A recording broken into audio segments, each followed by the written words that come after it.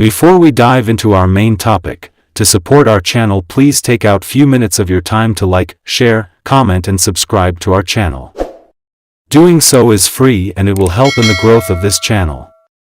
May the Most High God bless you richly as you do so. Amen. What about the spiritual world? I guess this has been a question you've needed answers to all these while. Now it is made available to you.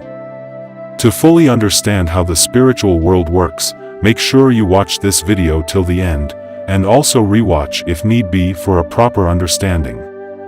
May the Most High God grant you instinctive wisdom and understanding as you watch through. Amen. Creation is made up of two separate and yet coexisting worlds, the natural world and the spiritual world. The natural world includes everything you see around you. The grass, the sky, houses, other people, your own body, and so on. The spiritual world consists of the unseen realities that we do not fully encounter until after death. Heaven, hell, and the world of spirits which is in between. In the spiritual world, people have bodies, live in houses, enjoy community life, and are surrounded by landscapes similar to those of Earth, with familiar plants and animals. However, things work very differently in spiritual reality. Everything there is vivid and much more alive. What we see responds to what we are thinking. We always have all the time we need. Particular individuals are only as near or as far away as our thoughts of them, and thinking of a person or place can actually bring us there.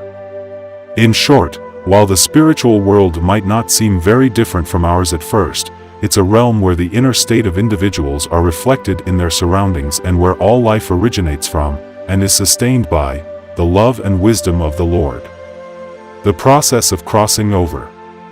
Swedenborg says that he was allowed to experience the process of dying and being awakened in the spiritual world so that he could tell people on earth what it was like. He describes how angels sat beside him, unseen by most because angels are in the spiritual world. These angels stayed with him throughout the entire transition, surrounding him with loving thoughts.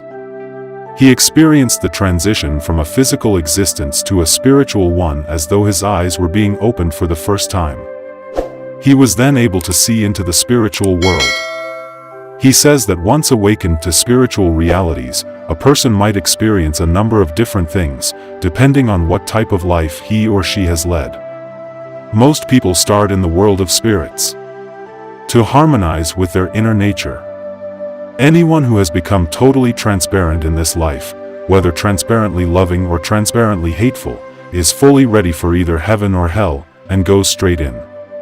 In the second state after death, the person becomes aware of the deeper parts of his or her inner nature.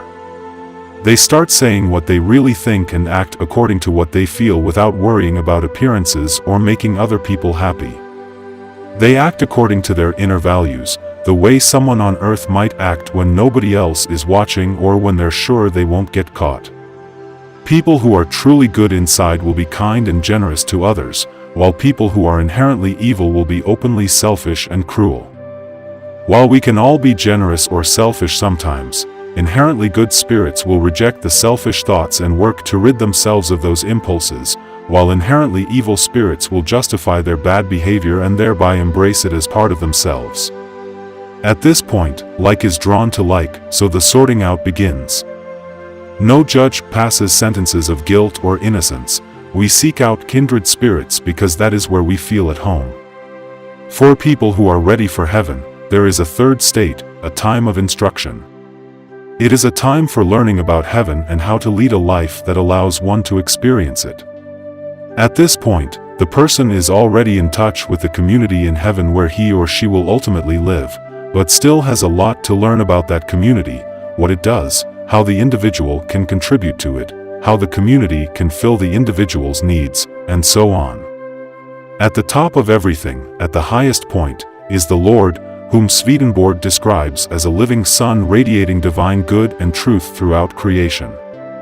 He also describes heaven as being human in form, with individual communities corresponding to the function of the organs in our body. In this view, the Lord is the center of the body, not in the literal sense of being part of its anatomy, but in the more spiritual sense of being at the core of the being, sustaining it just as we are sustained by our souls. Heaven, then, is not so much a place as a collective entity made up of good people who perform an important use, much as we ourselves are made up of individual cells and atoms that are essential to the full functioning of our body. The animating force of heaven, as well as of living creatures on earth, is God's love and wisdom.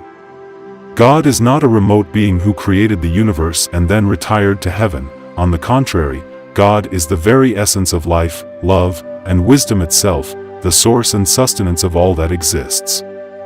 In brief, God is closer to us than the beating of our heart and the breath of our nostrils. But we only experience this closeness to the extent that we align ourselves with God's will. This is what opens us to the influx of God's love and wisdom, also called heaven. He describes heaven as being a place of inexpressible joy and peace. He also warns that people who are not ready to experience a certain level of heaven will feel uncomfortable, even sick, and will be forced to retreat back down to lower levels until they have been properly prepared. This is even truer of spirits who are bound for hell. The deepest hells are also the darkest and coldest, since the Lord is the source of light and heat in the spiritual world. The only light and warmth in hell arises from the fires of malice that emanate from its inhabitants. Those who live in the deepest hells are the ones who embrace evil on the innermost levels of their being, who love themselves more than anything else, and who find great delight in inflicting pain on others. Dearest friends, thanks for watching. To support our channel, please don't forget to subscribe, like, comment and share this video. May the Most High God bless you richly as you do so. Amen.